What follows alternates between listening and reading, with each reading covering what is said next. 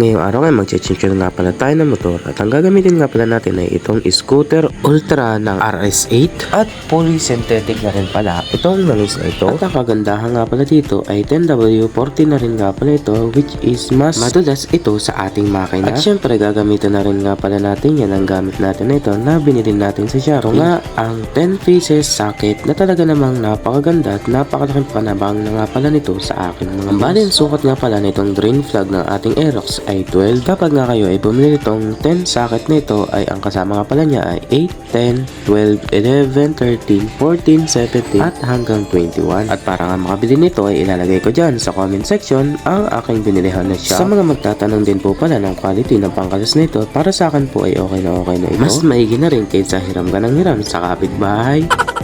Aking nalaman kanalas yung ating drain plug at ating sinahuran nga nitong planggana na stainless. Bakit stainless po ang ginamit kong sahuran para po mabilis ito mahugasan pagkatapos nga natin gamitin. Ang langis nga pala natin isasalin dito nga sa ating Aerox ay 900 cm lamang po. Kaya naman magtitira nga tayo ng 1 cm doon nga sa ating lalagyan at para nga masukat ito ay tatanggalin nga natin yung balat na iyan. Dahil wala nga tayong imbudo ay gumamit nga lamang tayo dito ng papel. At ito nga ang ating ginawang imbudo para nga makapagsalin tayo ng mas maayos dito nga sa ating motor. Paano mga boss, di hanggang dito na lang ulit. Maraming salamat sa panonood. Sana may natutunan kayo. Ingat!